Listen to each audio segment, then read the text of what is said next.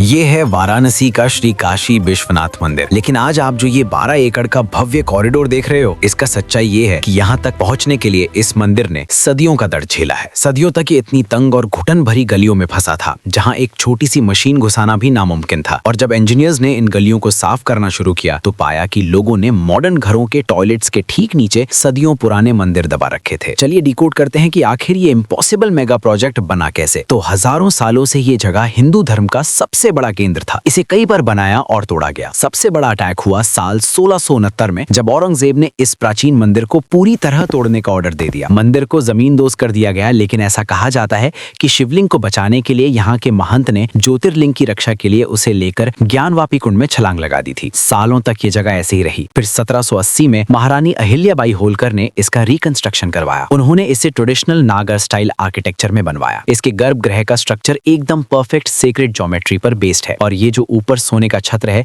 इसे 1835 में महाराजा रंजीत सिंह ने इस पर करीब 1 टन प्योर गोल्ड चढ़वाया था। मंदिर वापस तो बन गया, लेकिन वक्त के साथ इसके आसपास इतना मैसिव इलीगल कंस्ट्रक्शन हुआ कि रोज आने वाले लाखों भक्त सिर्फ 2700 स्क्वायर फीट की पतली घुटन भरी गलियों में फंस गए। गंगा नदी तक का रास्ता ब्लॉक हो गया। इस इम्पॉसिबल प्रॉब्लम को सॉल्व करने का मास्टर प्लान बनाया प्रधानमंत्री श्री नरेंद्र मोदी जी ने। उनका विजन क्लियर था, मंदिर और गंगा नदी के बीच के रास्ते को क्लियर करना और काशी की एंशिएंट ग्लोरी को वापस लाना। पर प्लान एग्जीक्यूट कैसे हो? जगह बड़ी करने के लिए 300 से ज्यादा घरों को हटाना था। रैकिंग बॉल्स और हेवी मशीन्स यूज नहीं कर सकते थे, क्योंकि उसके वाइब्रेशन से शहर और मेन मंदिर धंस सकता था। तो मजदूरों और हेवी मशीन्स दोनों का बैलेंस रखा गया था, लेकिन प्राचीन ढांचों को बचाने के लिए हाथ से काम पर ज्यादा जोर दिया गया था। और तभी वो शॉकिंग डिस्कवरी हुई जिसका मैंने पहले जिक्र किया था। लोगों ने पुराने मंदिरों के ऊपर ही घर बना लिए थे। इंजीनियर्स ने तुरंत डिजाइन बदला और एडवांस जीपीआर रडार यूज करके बिना जमीन खोदे 39+ प्राचीन मंदिरों को ढूंढकर बचा लिया। नए कॉरिडोर में इतने बड़े बड़े गेट्स बनाए गए हैं, पर इनमें मॉडर्न लोहे की सरिया यूज ही नहीं हुई, क्योंकि लोहे में आगे चलकर जंग लगती है। आर्किटेक्ट्स ने एंशिएंट लोड बेयरिंग मेसनरी तकनीक लगाई। यहाँ वही प्राचीन चुनार बलुआ पत्थर यूज हुआ है जिससे 2000 साल पहले